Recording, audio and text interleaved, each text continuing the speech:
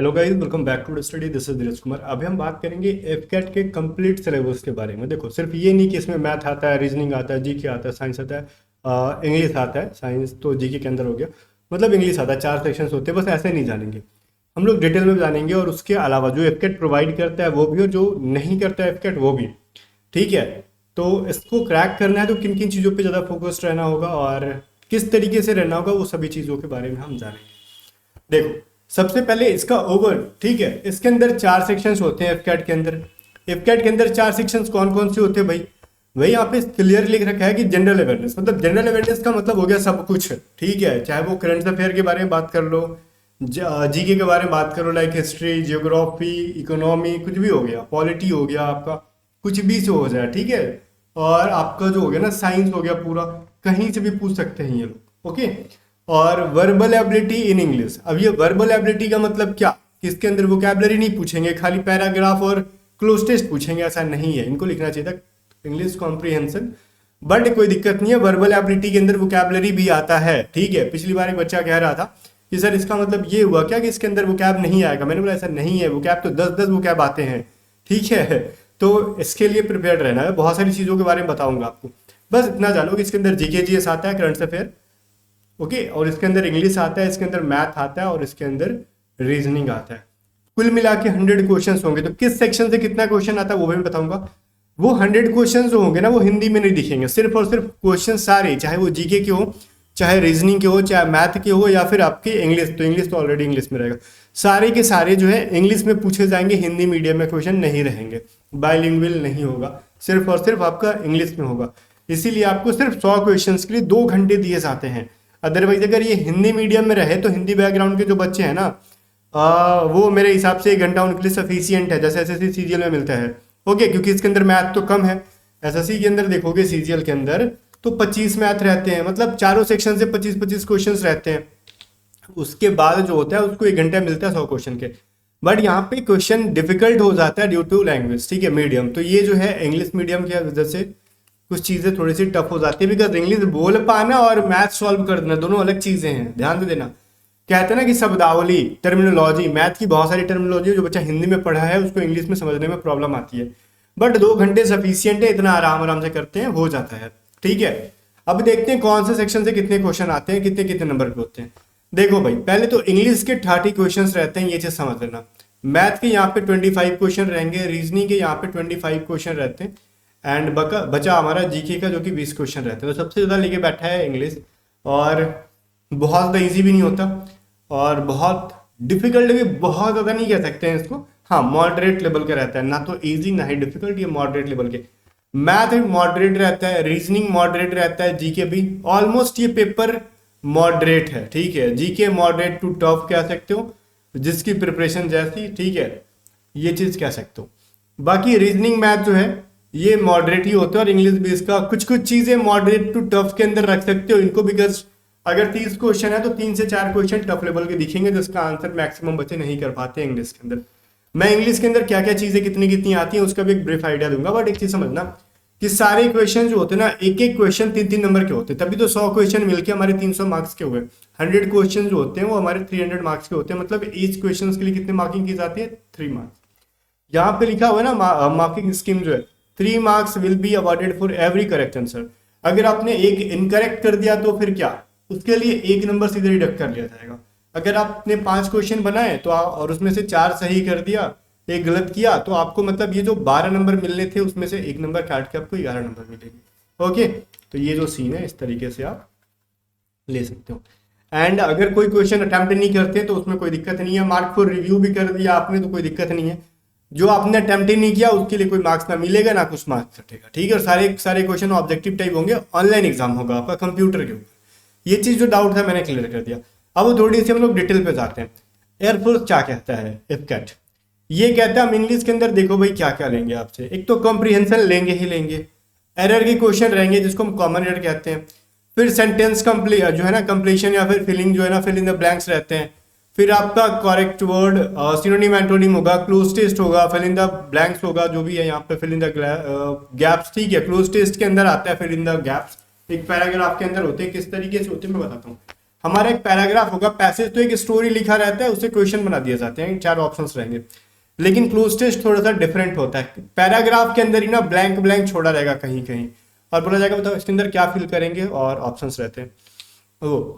तो कुल मिला के पैसेज और क्लोज टेस्ट से मिला के ना 7 से 8 क्वेश्चन, 6 से 8 क्वेश्चन रह जाते हैं। ऐसा देखा गया, पैसेज से 3 क्वेश्चन पूछते हैं, क्लोज टेस्ट से भी 3 क्वेश्चन रहते हैं मिनिमम। तो मान सकते हैं कि 6 से 8, कभी कभार 4 भी कर दिए, बट कोई दिक्कत नहीं है, हमारे 6 से 8 मैं इसको लेके चलता हूँ।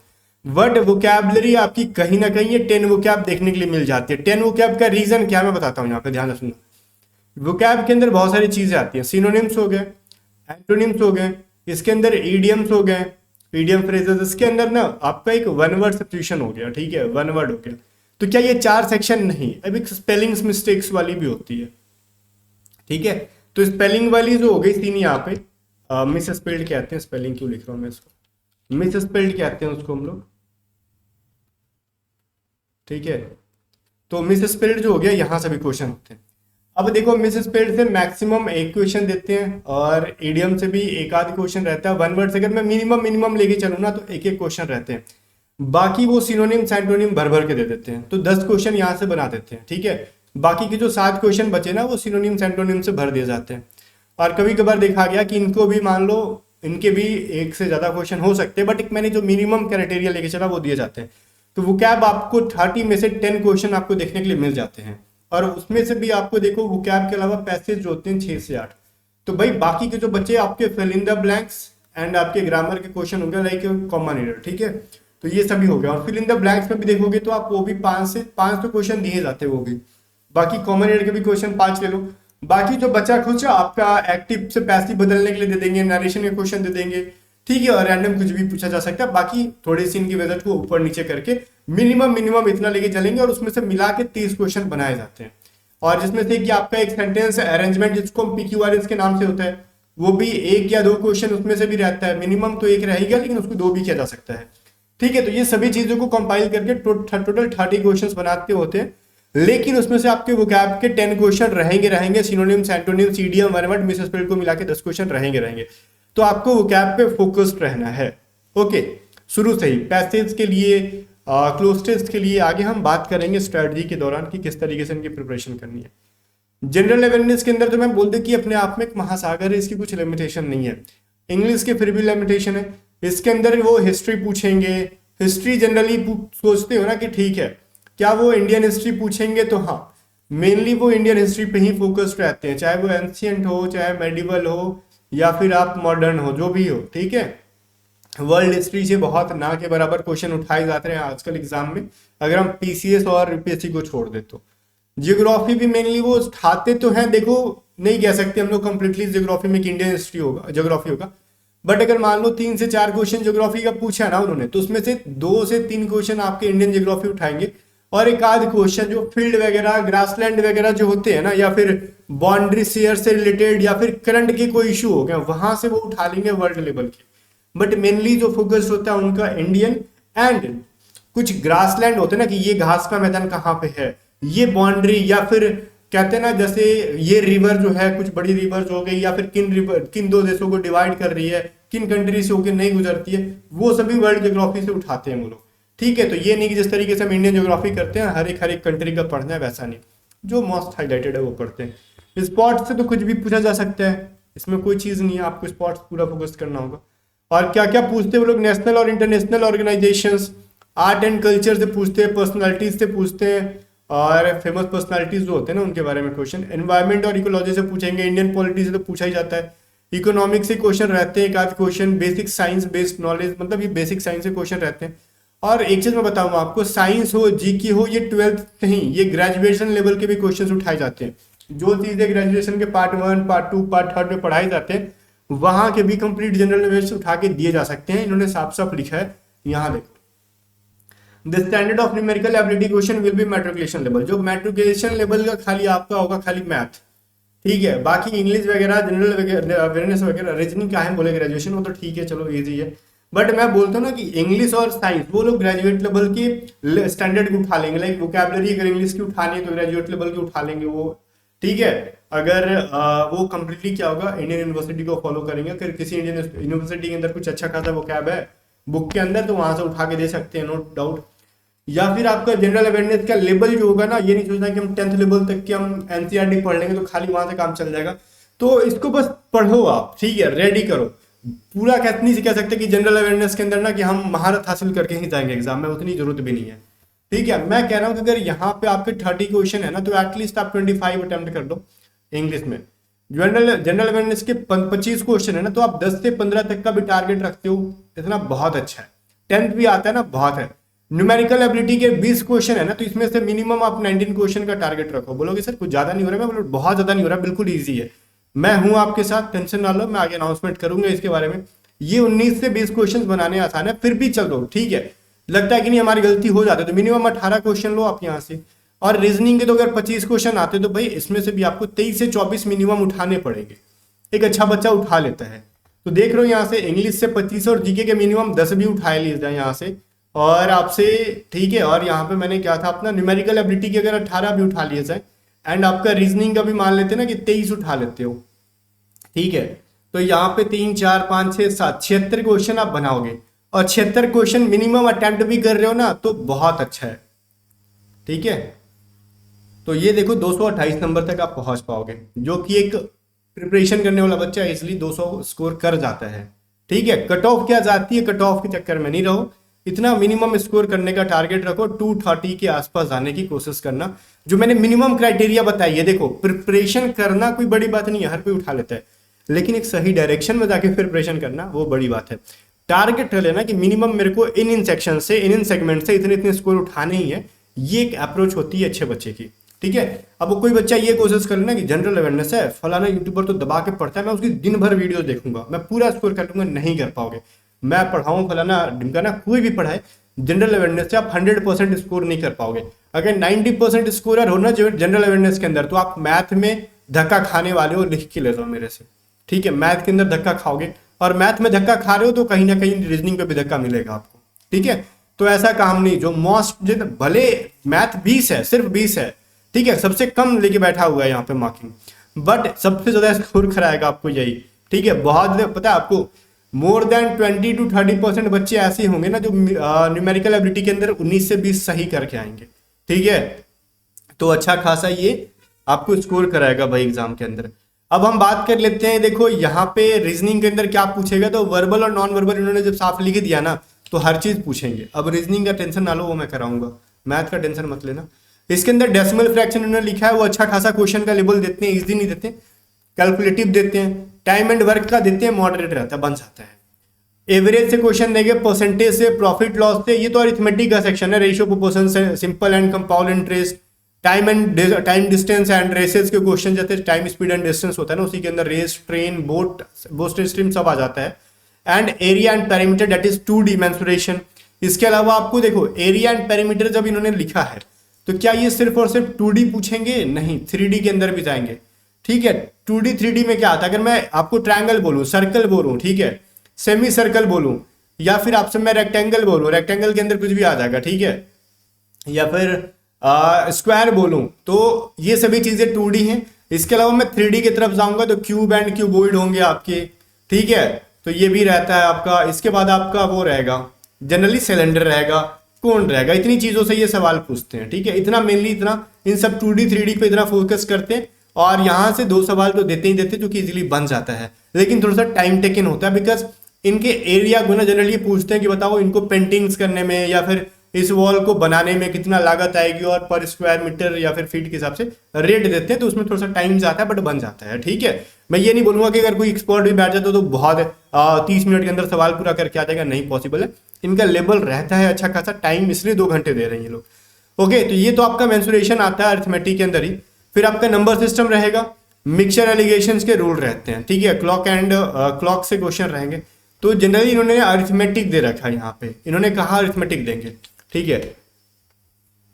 आगे देखो, लेकिन फिर भी मैं एक बात बोलूँ आपको, अलजेब्रा पढ़ के जाना, ठीक है, अलजेब्रा पढ़ के जाना, इन्होंने लिखा नहीं है इसके अंदर अलजेब्रा, एंड ट्राइगोनोमेट्री पढ़ के जाना, एंड हाइट एंड डिस्टेंस पढ़ के जाना। हाइट एंड डिस्टेंस जो मैं बोल रहा हूँ, ये एटलीस्ट इन 3 चीजों को पढ़ के जाना होगा।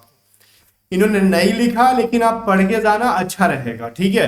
अलजेब्रा तो पढ़ ही लेना, बिकॉज अलजेब्रा का रूल है ना, आपको सिंप्लीफिकेशन के अंदर, इन्होंने सिंप्लीफिकेशन लिखा है क्या कहीं, डेसिमल फ्रैक्शन लिखा है ना, उसी के अंदर सिंप्लीफिकेशन दे देते हैं, बट सिंप्लीफिकेशन का रूल अलजेब्रा का लग जाता है, ठीक है। ट्राइगोनोमेट्री का जो आपका जो थ्योरम है वो 2D के अंदर भी अप्लाई हो जाता है, और कुछ क्वेश्चन वैसे करके क्रिएट कर देते हैं, तो उसके लिए आप थोड़ा सा रिलैक्स रहो, बट पढ़ लेना, लास्ट में ही पढ़ना, बट मैं पढ़ाऊंगा, पढ़ लेना। और ये सभी चीज़ें जो थी यहाँ पे मैंने बता दी आपको। और रीजनिंग के अंदर वर्बल और नॉन वर्बल दोनों आते हैं, अच्छे खासे आते हैं। जनरली ये डॉट वाले सर्कल देंगे, फिगर देंगे, ठीक है, मतलब 2-4 फिगर दे देंगे और ये बोल देंगे बताओ सबसे इसमें अलग कौन है, ठीक है। लाइक मैं आपको ऐसे क्वेश्चन देता हूँ, बोलेंगे ना इसमें से सबसे ऑड कौन सा है, ठीक है, मैं बोलता हूँ ये ए है, बी है, सी है, एंड मैं आपको डी भी ऑप्शन बना के देता हूँ, ठीक है। मैं बोलता हूँ इसमें से सबसे ऑड कौन है। जनरली ऐसे क्वेश्चन 2 से 3 क्वेश्चन 4 क्वेश्चन दिए जाते हैं, जो बहुत बच्चे जो रूल नहीं जानते हैं वो छोड़ देते हैं, मैं इसको भी करा दूंगा। इसमें से ऑड क्यों है ये देखो, ये सी हमारा ऑड क्यों है, रीजन इसमें का जो देखो, ये जो है ना हमारा, ये सिर्फ और सिर्फ जो है सर्कल, और ये हमारा जो भी रेक्टेंगल है या फिर स्क्वायर है, इसका डॉट किसी एक फिगर के अंदर है, इसका भी डॉट एक फिगर के अंदर है, लेकिन इसका डॉट जो है ना दोनों फिगर को कंबाइंड रूप से, और इसका डॉट देखो फिगर के अंदर ही नहीं है, तो सिर्फ और सिर्फ सी ही है ना जिसका डॉट जो है ना कंबाइंड रूप से दोनों को कनेक्ट करके रखता है। बाकी बहुत सारे रूल्स हैं वो हम पढ़ेंगे, मतलब इजी चैप्टर है, बहुत सारे वर्बल और नॉन वर्बल है, बट टाइम टेकन होता है, तो मैं आपको करा दूंगा, रिलैक्स रहो। बाकी जो यहाँ पे चीजें हैं मैंने बता दी।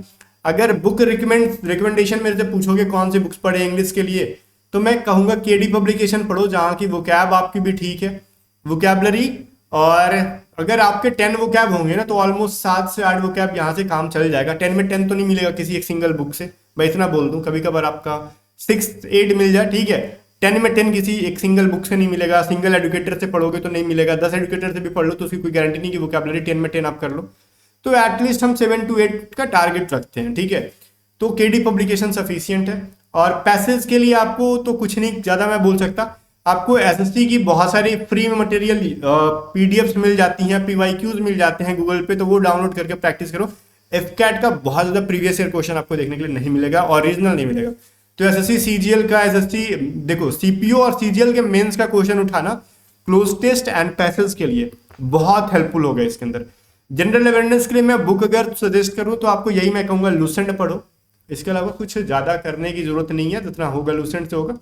बाकी करंट अफेयर के लिए बहुत अच्छे अच्छे यूट्यूब वाले हैं, कराएंगे बढ़िया से। न्यूमेरिकल एबिलिटी की अगर आप बुक से पढ़ना चाहते हो तो मैं बुक से तो मैं सजेस्ट नहीं करूंगा, क्योंकि प्रैक्टिस के लिए भले बुक से जाओ, और जनरली बुक में भी कौन सा जाओ, तो एसएससी की प्रीवियस ईयर किरण जो होती है वो उठा लो, राकेश यादव सर का जो बुक है वो उठा लो। नहीं तो फिर अगर आपको कॉन्सेप्ट के साथ पढ़ना है खुद से, तो आर.एस. अग्रवाल की बुक है, जो कि फिलहाल उतना नहीं बेटर है खुद से पढ़ने के लिए। किसी की बैचेज ले लेना या फिर मेरे से पढ़ लेना, वो ठीक है। मैं यूट्यूब पे फ्री में पढ़ाऊंगा इस बार, और A to Z स्टडी पे ही पूरा डिटेल में पढ़ाऊंगा, जितने भी चैप्टर्स हैं उनको कवर कराऊंगा, तो फिर आपको जरूरत नहीं पड़ेगी बैचेज की। बट फिर भी आपको लगता है कि नहीं मैं पेड से ही लेके पढ़ पाऊंगा, तो आप किसी का भी ले सकते हो। रीजनिंग, आप मेरे हिसाब से रीजनिंग यूट्यूब से फ्री में बहुत सारी अवेलेबल होगी, रीजनिंग भी मैं पढ़ा दूंगा, तो ये चीज़ है। या फिर आप यूट्यूब पे बहुत सारी चीज़ें अवेलेबल है, तो उनके लिए किसी भी एग्जाम के लिए रीजनिंग पढ़ो, रीजनिंग बन जाएगा। खाली डॉट वाला थोड़ा सा फोकस करना। बट गाइस मॉक लगाते लगाते भी रीजनिंग हो जाता है, बट आपको जो भी मॉक लगाओ, जो चैप्टर नहीं समझ में आया वो यूट्यूब पे सर्च मारो, फलाना चैप्टर के कॉन्सेप्ट पढ़ो और कर सकते हो। बट मैथ और रीजनिंग की टेंशन मत लेना, मैं आपको कराऊंगा बहुत डिटेल में बहुत जल्द। और बाकी गाइस मिलते हैं नेक्स्ट वीडियो में, तब तक के लिए बाय बाय। वीडियो को शेयर कर देना और A to Z स्टडी को सब्सक्राइब कर लेना। बाकी उम्मीद है ये सभी चीज़ें आपके लिए हेल्पफुल होंगी, तो टेलीग्राम चैनल ज्वाइन करो, वहाँ पर नेक्स्ट अपडेट हम देते रहते हैं। टेलीग्राम पे सर्च करना A to Z स्टडी, @ लगा के पूछना A to Z study, search करना, पूछना कि इससे थोड़ी है, आपको वहाँ पर मिल जाएगा चैनल। 14,000 के आसपास बच्चे हैं, उसको सब्सक्राइब कर लो।